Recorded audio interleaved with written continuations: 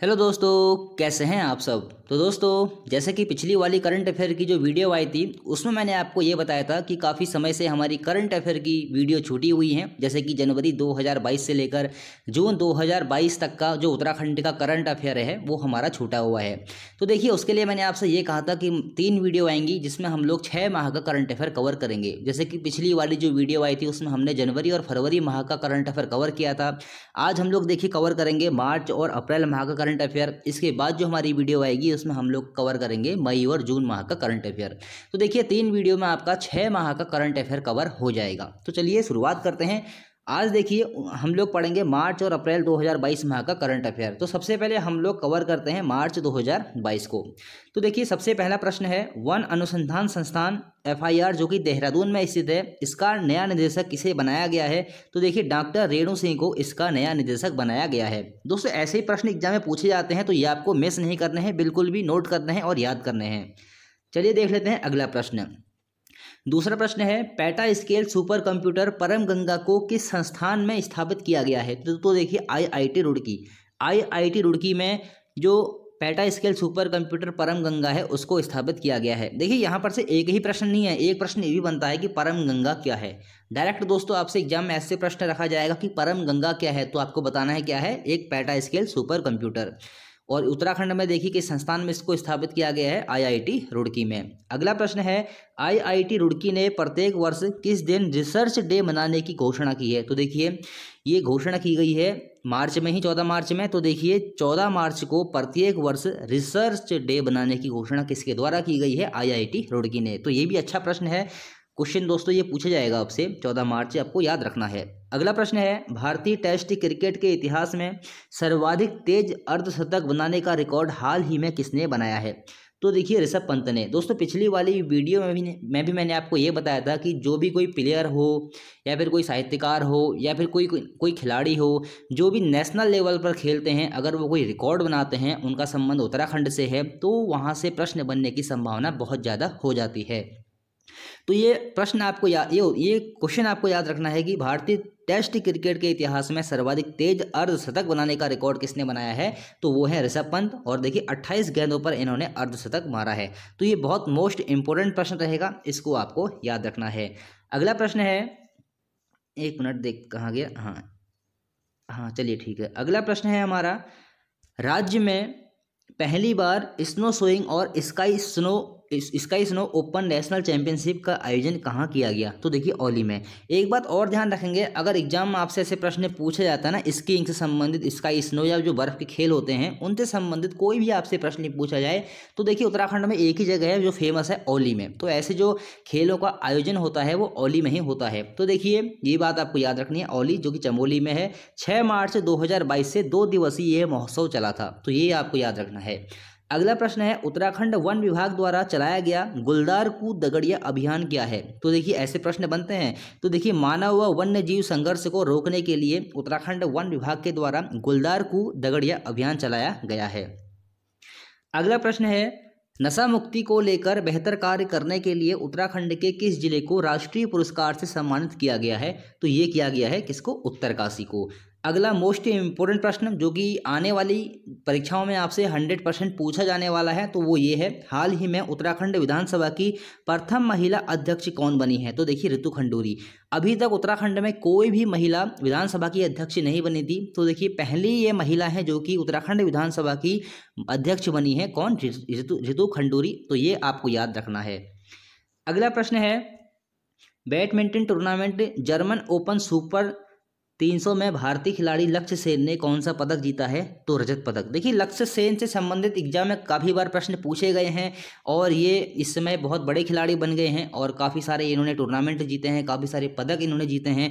तो इनसे संबंधित कोई भी प्रश्न अगर बनता है तो वो आपको याद रखना है। चलिए ठीक है, देख लेते हैं अगला प्रश्न। अगला प्रश्न है, हाल ही में आयोजित जूजित्सु एशियन चैंपियनशिप में उत्तराखंड से किसने रजत पदक जीता है? तो वो है शिवानी गुप्ता। तो देखिए ऐसे प्रश्न दोस्तों कभी कभी बन जाते हैं, इसलिए यहाँ पर रखे गए हैं। अगला प्रश्न है, अंतर्राष्ट्रीय महिला दिवस 8 मार्च को मनाया जाता है। ये भी आपको याद रखना है, काफ़ी बार दोस्तों ये प्रश्न पूछा गया है कि जो महिला दिवस है, अंतर्राष्ट्रीय महिला दिवस है, वो कब मनाया जाता है? तो आपको याद रखना है 8 मार्च को। तो देखिए अंतर्राष्ट्रीय महिला दिवस 8 मार्च को उत्तराखंड की कितनी महिलाओं को कल्याणी सम्मान 2022 से सम्मानित किया गया? 11। अब आप लोग कहेंगे ऐसा प्रश्न रखने की क्या जरूरत थी, कितनी महिलाओं को ये सम्मान दिया गया? ये प्रश्न यहाँ पर इसीलिए रखा गया है क्योंकि जो हमारे विगत में जितने भी एग्जाम हो चुके हैं, बहुत सारे एग्जाम में दोस्तों ऐसे प्रश्न पूछे गए हैं, कितनी महिलाओं को ये सम्मान दिया गया या कितने शिक्षकों को शैलेश मटियानी पुरस्कार दिया गया, ऐसे प्रश्न बन चुके हैं। हमारे जो पहले पेपर हो चुके हैं, किसी किसी पेपर में ये प्रश्न पूछा गया है, तो इसलिए यहाँ पर ये प्रश्न रखा हुआ है। संख्या कभी कभी दोस्तों पूछ ली जाती है, इसलिए आपको याद रखनी है।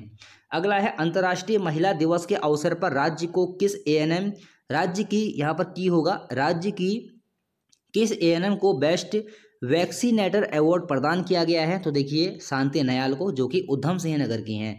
अगला प्रश्न है, यूएसएन का मतलब क्या है? उधम सिंह नगर। अगला है, हाल ही में चर्चा में रहा बद्रीनाथ मंदिर अधिनियम कब लागू हुआ? देखिए अभी हाल ही में बद्रीनाथ मंदिर जो अधिनियम है उसमें संशोधन की बात चली थी। तो अगर कोई भी जो पहले का अधिनियम हो, वर्तमान में उसमें कोई भी बात चलती हो, तो वो जो प्रश्न है जो वहाँ पर हमारे आयोग में बैठे हुए जो टीम होती है जो प्रश्न बनाती है, तो उनकी नज़रों में ये प्रश्न चले जाते हैं। तो 1939 आपको याद रखना है, बद्रीनाथ मंदिर अधिनियम। चलिए ठीक है, देख लेते हैं अगला प्रश्न। हाल ही में उत्तराखंड से किसे global India excellence achievement award से सम्मानित किया गया? तो देखिए डॉक्टर सुरेंद्र धपोला को। अगला प्रश्न देख लेते हैं, हाल ही में उत्तरांचल नारी सम्मान से किसे नवाजा गया? यहाँ पर नवाजा होगा, नवाज लिखते, नवाजा लिखेंगे इसको, नवाजा गया। तो देखिए बसंती देवी को। ये प्रश्न दोस्तों बहुत महत्वपूर्ण है, याद रखना है आपको। हाल ही में उत्तरांचल नारी सम्मान से किसे सम्मानित किया गया? बसंती देवी को। हाल ही में, अगला प्रश्न है, हाल ही में पाखरो टाइगर सफारी का उद्घाटन कहाँ किया गया? देखिए हाल ही में पाखरो टाइगर सफारी का उद्घाटन किया गया, यह कहाँ स्थित है? तो देखिए कालागढ़ टाइगर रिजर्व नैनीताल में। ये भी दोस्तों यहाँ पर ये भी आपसे पूछ लिया जाएगा कि जो पाखरो टाइगर सफारी है वो कहाँ पर शुरू की गई, ये किस जिले में है? आपको जिलों का नाम, 4 जिलों का नाम ऑप्शन में दे दिया जाएगा, तो आपको याद रखना है कहाँ पर है, नैनीताल में। अगला प्रश्न है, एक मिनट कहाँ चला गया, हाँ चलिए ठीक है, थोड़ी सी ऐप में प्रॉब्लम आ रही है जिस कारण से ये अपने आप नीचे को चले जा रहा है। चलिए कोई दिक्कत नहीं है, थोड़ा सा आप लोग मैनेज इस चीज़ को कर लेना। अगला प्रश्न है, नशा मुक्ति के लिए उत्तराखंड के किस जिले को राष्ट्रीय पुरस्कार मिला है? तो उत्तरकाशी को, ये अभी मैंने आपको पहले ही बताया था। फिर देखिए, पारंपरिक परिधान मिर्जई व पहाड़ी टोपी को खास पहचान दिलाने वाले उत्तराखंड के शिल्पी कैलाश भट्ट जी का निधन हो गया, उनका संबंध किस जनपद से है? चमोली। तो देखिए यहाँ पर से उनका संबंध किस जनपद से है? चमोली। लेकिन इससे भी महत्वपूर्ण जो प्रश्न है वो ये है कि जो पारंपरिक परिधान मिर्जई है और जो पहाड़ी टोपी है उसको खास पहचान किसने दिलाई है? तो ये है कैलाश भट्ट जी। ये दोस्तों आपको याद रखना है, अच्छा प्रश्न है आने वाली परीक्षाओं के लिए। फिर देख लेते हैं दोस्तों अगला प्रश्न। चलिए ठीक है, अगला प्रश्न है, शैलेश मटियानी राज्य शैक्षिक पुरस्कार 2021 के तहत कितने शिक्षकों को सम्मानित किया जाएगा? तो 18 शिक्षकों को सम्मानित किया जाएगा। दोस्तों ऐसा ही प्रश्न पूछा गया है, अभी लगभग 2-3 साल पहले एक परीक्षा हुई थी, ऐसा ही प्रश्न वहाँ पर पूछा गया था, कितने शिक्षकों को सम्मानित किया गया, तो उनकी संख्या पूछ ली गई थी। तो हो सकता है आने वाली परीक्षाओं में भी आपसे ये प्रश्न पूछ ले, तो आपको याद रखनी है 18। फिर देखिए, शैलेश मटियानी जो पुरस्कार है वो किस क्षेत्र में दिया जाता है, ये भी आपको याद रखना है। तो शैलेश मटियानी जो पुरस्कार है वो किस क्षेत्र में दिया जाएगा? शिक्षा के क्षेत्र में। अगला प्रश्न है और महत्वपूर्ण भी है, हैप्पी प्लस की खुशहाली रिपोर्ट के अनुसार सबसे खुश और सबसे संतुष्ट राज्यों में उत्तराखंड का कौन सा स्थान है? तो देखिए उत्तराखंड का कौन सा स्थान रहेगा? तीसरा स्थान रहेगा। अगला प्रश्न है, उत्तराखंड की गायत्री नेगी ने पेंचक सिलाट सीनियर एशियन चैंपियनशिप 2022 में कौन सा पदक जीता है? तो इन्होंने कौन सा पदक जीता है? कांस्य पदक इन्होंने जीता है। तो ये दोस्तों प्रश्न बन जाते हैं, इसलिए आपको याद रखना है। अगला प्रश्न है, हाल ही में उत्तराखंड के किस स्थल से सिंधु घाटी सभ्यता से जुड़ी पाषाण निर्मित महिषमुख चतुर्भुज मानव प्रतिमा की खोज की गई है? तो देखिए ये उत्तरकाशी जिले के देवल गांव में यमुना नदी घाटी के पास, ये दोस्तों बहुत महत्वपूर्ण प्रश्न है। उत्तरकाशी जिले के देवल गांव में यमुना नदी घाटी के पास जो सिंधु घाटी सभ्यता के हमको कुछ प्रमाण मिले हैं। तो अगर सिंधु घाटी सभ्यता कितनी पुरानी हमारी सभ्यता है, अगर ऐसे प्रमाण हमको उत्तराखंड में किसी जगह पर मिलते हैं तो वो प्रश्न आगामी परीक्षाओं के लिए बहुत महत्वपूर्ण हो जाता है। तो आपको याद रखना है उत्तरकाशी जिले का देवल गाँव, और घाटी पूछ लिया आपसे तो यमुना नदी घाटी।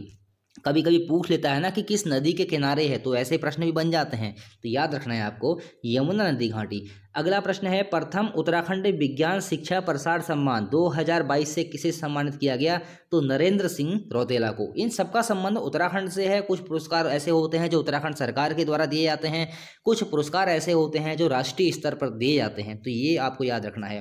फिर देखिए 8 मार्च 2022 को राजभवन की त्रैमासिक पत्रिका नंदा के प्रथम अंक का विमोचन किसके द्वारा किया गया, तो देखिए राज्यपाल गुरमीत सिंह जी के द्वारा इसका विमोचन किया गया।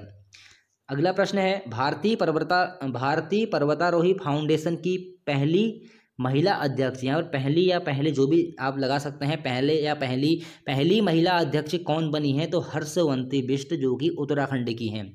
ये प्रश्न भी दोस्तों काफ़ी बार बन चुका है कि जो हर्षवंती बिष्ट हैं इनका संबंध किससे है, तो आप सभी लोग जानते हैं ये पर्वतारोही हैं, और यहाँ इनको लेकर एग्जाम में काफ़ी बार दोस्तों प्रश्न पूछे भी गए हैं। और देखिए ये प्रश्न अब और महत्वपूर्ण हो गया है कि भारतीय पर्वतारोही फाउंडेशन की पहली महिला अध्यक्ष कौन बनी है, हर्षवंती बिष्ट, और इनका संबंध उत्तराखंड राज्य से ही है। हाल ही में अगला प्रश्न, हाल ही में दक्षिण एशियाई शांति एवं सुलह संस्थान का उद्घाटन राज्य में कहाँ किया गया, तो देखिए हरिद्वार स्थित देव संस्कृति विश्वविद्यालय के परिसर में। फिर देखिए अगला प्रश्न है उत्तराखंड की 5वीं विधानसभा के लिए किसको प्रोटेम स्पीकर नियुक्त किया गया, ये बहुत अच्छा प्रश्न है आने वाली परीक्षाओं के लिए, तो बंशीधर भगत जी। फिर देखिए अगला प्रश्न है किस राज्य सरकार के द्वारा समान नागरिक संहिता यूनिफॉर्म सिविल कोड लागू करने के लिए एक उच्च स्तरीय कमेटी गठित की है, तो देखिए उत्तराखंड ने 24 मार्च 2022 को। अब देखिए यहाँ पर से ये प्रश्न तो मुझे लगता नहीं आने वाली परीक्षाओं के लिए इतना महत्वपूर्ण है, क्योंकि ऐसे प्रश्न बहुत मुश्किल से ही बनते हैं, लेकिन ये उत्तराखंड है, यहाँ कुछ भी आपसे पूछ लिया जाता है, इसलिए ये थोड़ा सा इसको आपको अपने दिमाग में रखना है कि उत्तराखंड सरकार ने समान नागरिक संहिता के लिए एक उच्च स्तरीय कमेटी गठित की है। लेकिन उससे भी ज़्यादा महत्वपूर्ण प्रश्न क्या है, तो ये 2 प्रश्न हैं। अनुच्छेद 44 का संबंध किससे है, काफ़ी बार दोस्तों ये राष्ट्रीय स्तर हो या राज्य स्तर हो वहाँ पर ये प्रश्न पूछा गया है कि अनुच्छेद 44 का संबंध किससे है, समान नागरिक संहिता से है। उसके बाद देखिए समान नागरिक संहिता लागू करने वाला देश का पहला राज्य कौन सा है, तो वो कौन सा है, गोवा। ये 2 प्रश्न आपको याद रखने हैं। फिर देखिए हाल ही में राष्ट्रीय इंडियन मिलिट्री कॉलेज ने अपना कौन सा स्थापना दिवस मनाया है, तो देखिए 100वां 13 मार्च 1922 को इसकी स्थापना हुई थी, और अभी हाल ही में 2022 में इसने अपना 100वां स्थापना दिवस मनाया है। तो ऐसे प्रश्न दोस्तों बन जाते हैं, इनको आपको याद रखना है।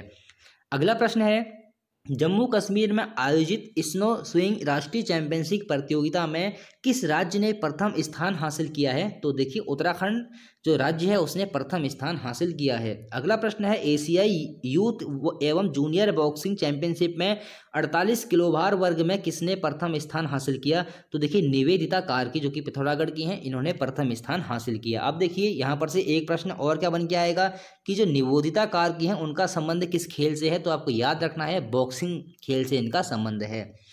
अगला प्रश्न है उत्तराखंड सरकार ने हाल ही में किस फिल्म को राज्य में टैक्स फ्री किया था, देखिए द कश्मीर फाइल। काफ़ी इस फिल्म पर चर्चा हुई और काफ़ी इस फिल्म पर विवाद हुआ, फाइनली ये फिल्म रिलीज हुई और इसको उत्तराखंड सरकार ने भी टैक्स फ्री किया।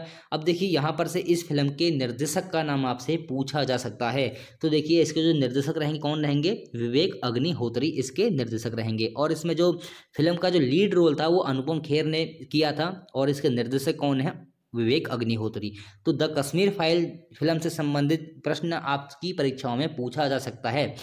अगला प्रश्न है उत्तराखंड पुलिस के किस जवान द्वारा हाल ही में अफ्रीका महाद्वीप की सबसे ऊंची चोटी किलिमंजारो को फतेह किया, वो है राजेंद्र नाथ। इन्होंने क्या किया, उत्तराखंड महाद्वीप की जो उत्तराखंड नहीं अफ्रीका महाद्वीप की जो सबसे ऊंची चोटी है किलिमंजारो उसको फतेह किया। तो देखिए यहाँ पर से एक प्रश्न और बन गया कि अफ्रीका महाद्वीप की सबसे ऊंची चोटी कौन सी है, किलिमंजारो, और राजेंद्र नाथ जी ने इसको हाल ही में फतेह किया है।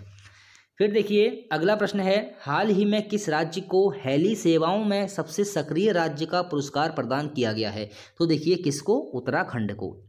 अगला प्रश्न है,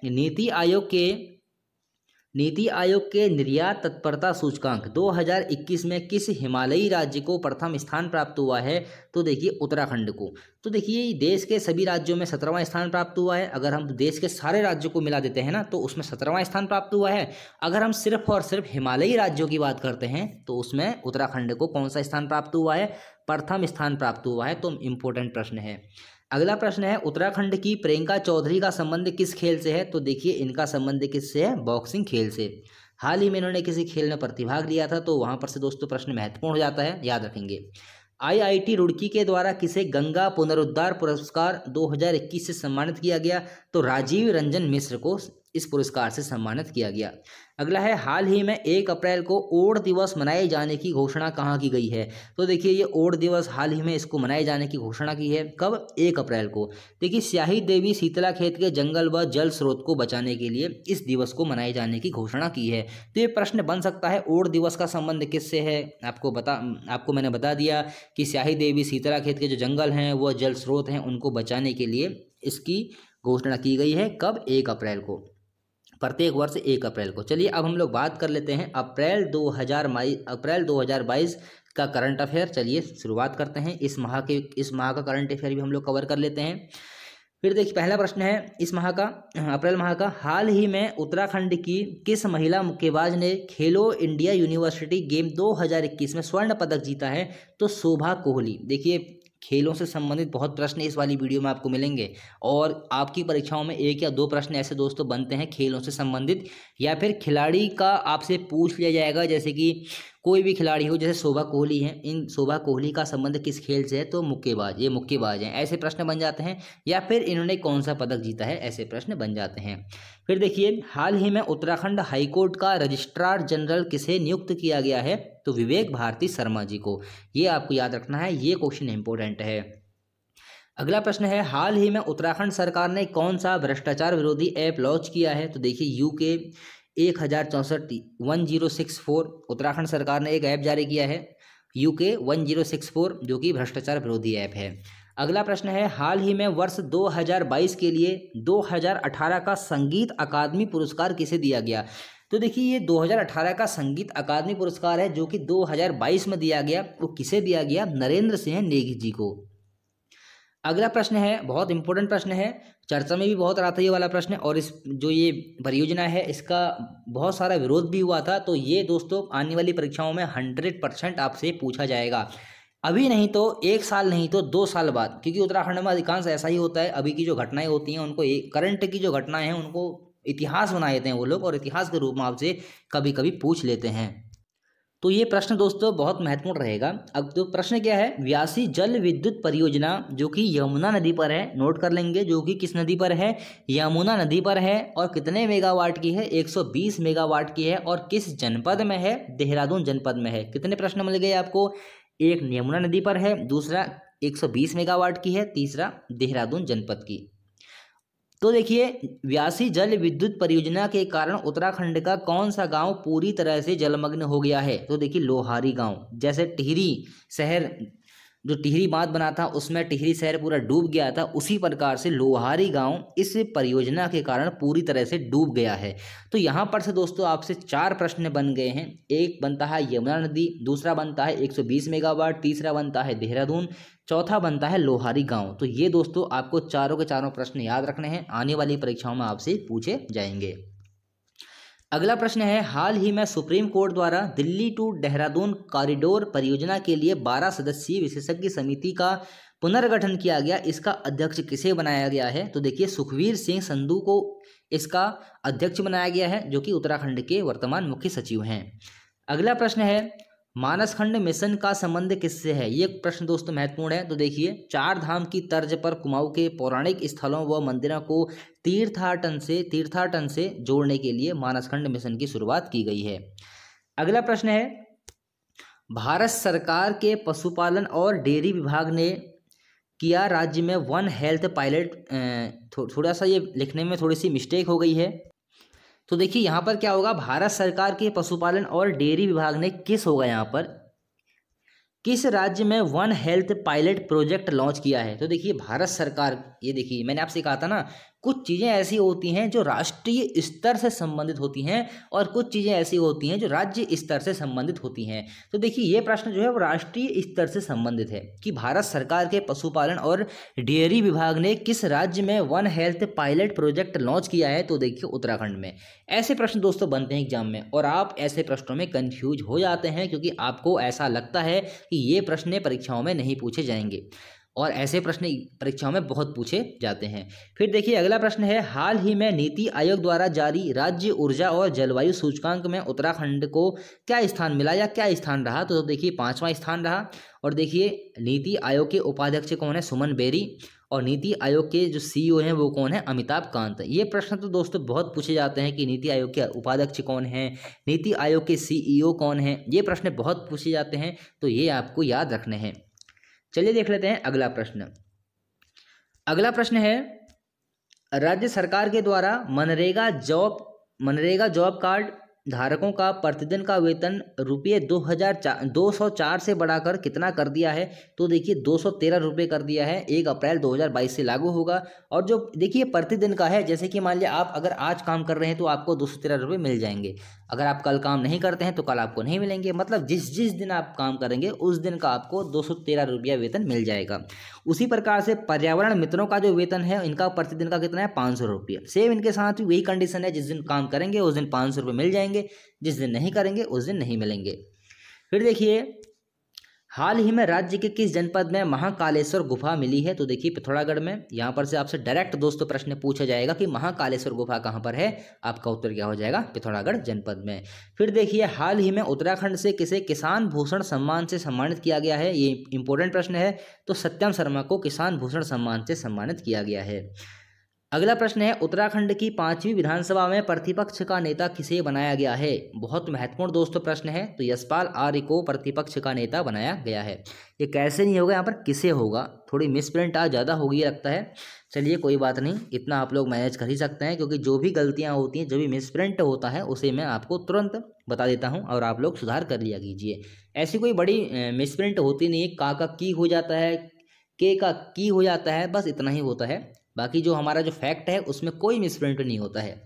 फिर देखिए हाल ही में 23वीं यूथ राष्ट्रीय वॉलीबॉल प्रतियोगिता का आयोजन कहाँ किया गया।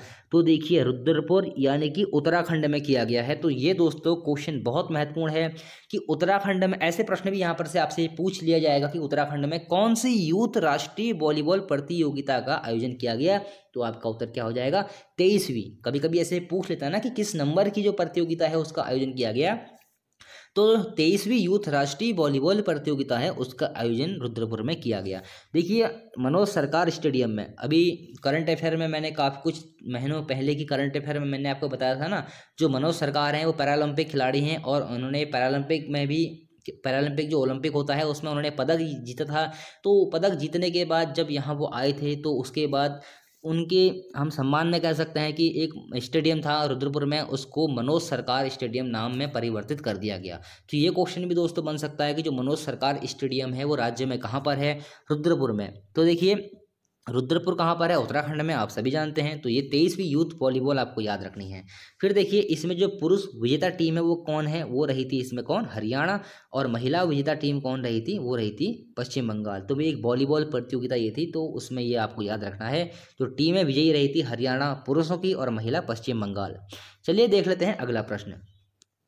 अगला प्रश्न है, हाल ही में राज्य की संजय झील का सौंदर्यीकरण किया गया। यह झील कहाँ पर है। तो देखिए संजय झील कहाँ पर हो जाएगी, ऋषिकेश में। देखिए सौंदर्यीकरण किया गया ये आपसे नहीं पूछा जाएगा एग्जाम में, पहले आपको मैं बता देता हूँ।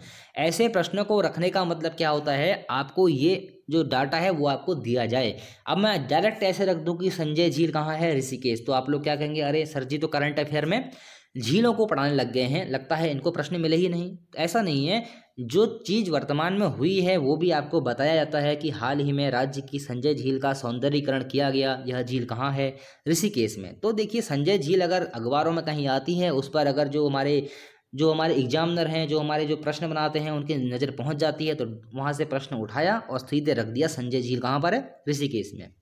अगला प्रश्न, राज्य सरकार द्वारा किस जिले में, यहाँ पर किससे नहीं होगा, किस जिले में मधुमक्खी पालन प्रशिक्षण केंद्र बनाने की घोषणा की है। तो चंपावत में। ये भी आपको याद रखना है। ये क्वेश्चन दोस्तों महत्वपूर्ण है। और देखिए ये मुझे लगता है कि ये किसी प्रश्न का क्वेश्चन था और ये यहाँ पर आ गया है, तो आप फिलहाल नोट कर लीजिए इसको। ललित कला अकादमी की स्थापना ललित कला अकादमी की स्थापना कब की गई? तो आप याद रखेंगे 1954 में ललित कला अकादमी की स्थापना की गई।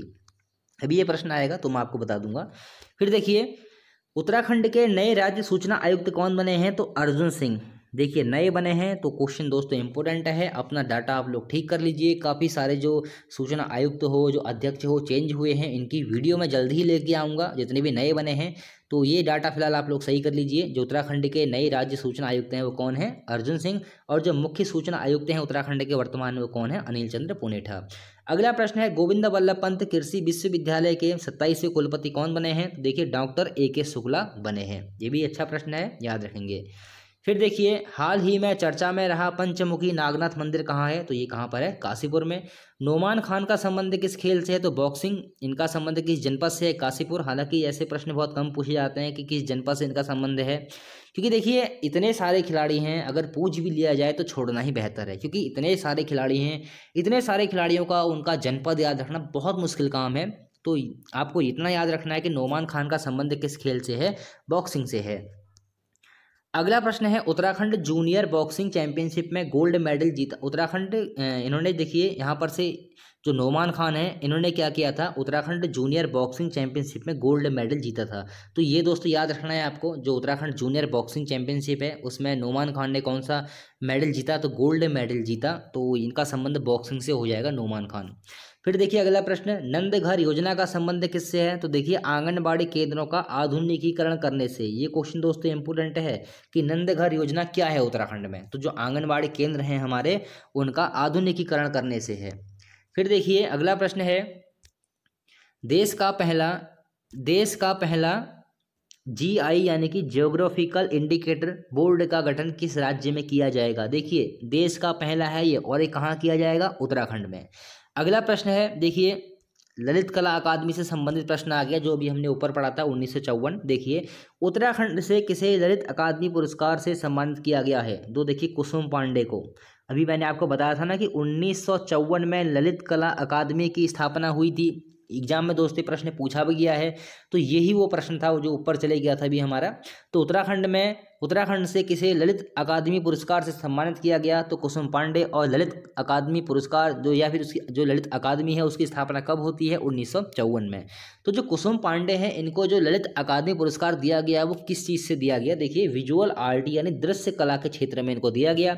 अब देखिए विजुअल आर्ट यानी कि दृश्य कला के क्षेत्र में राष्ट्रीय पुरस्कार जीतने वाली ये राज्य की पहली महिला हैं। तो राज्य की प्रथम महिला हैं जिन्होंने विजुअल आर्ट यानी कि दृश्य कला के क्षेत्र में राष्ट्रीय पुरस्कार जीता है। तो ये आपको याद रखना है। अगला प्रश्न है उत्तराखंड सरकार के द्वारा ब्रिटिशकालीन 52 डाट नहर को पर्यटन केंद्र के रूप में विकसित किया जा रहा है। यह नहर कहाँ स्थित है? तो देखिए हल्द्वानी में स्थित है।